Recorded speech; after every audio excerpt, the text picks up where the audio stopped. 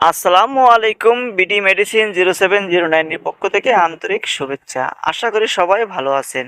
আজ আপনাদের সামনে ড্রাগ ইন্টারন্যাশনালের একটি ট্যাবলেট ভিসোনিয়াম 50 এর রিভিউ নিয়ে হাজির হয়েছি।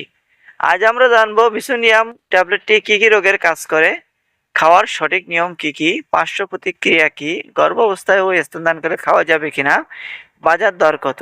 চলুন শুরু করি। এটি মূলত পেটের খিঁচুনি কমানোর ঔষধ, অর্থাৎ এটি পেট ব্যথায় ব্যবহার করা হয়ে থাকে, গ্যাস্ট্রিকের ব্যথায় ব্যবহার করা হয়ে থাকে বা অন্ত্রের খিঁচুনি কমানোতে ব্যবহার করা হয়ে থাকে, পিত্তথলি বা মূত্রথলির ব্যথায় ব্যবহার করা হয়ে থাকে এবং মাসিকের সময় তলপেটের ব্যথা কমানোর ক্ষেত্রে ব্যবহার করা হয়ে থাকে।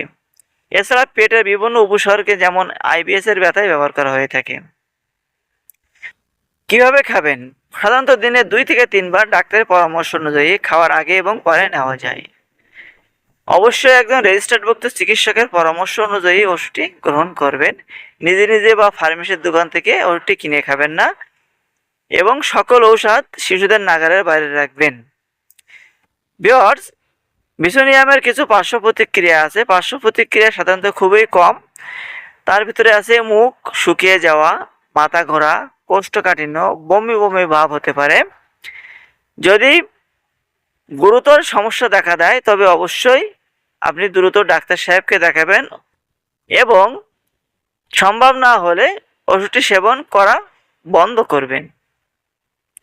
গর্ভাবস্থায় এবং স্তনদানকালে অবশ্যই একজন রেজিস্টার্ডভুক্ত চিকিৎসকের পরামর্শ অনুযায়ী ওষুধটি সেবন করবেন। দেখতেই পাচ্ছেন বাজারে সেম ডিজাইনের ওষুধটি পেয়ে যাবেন।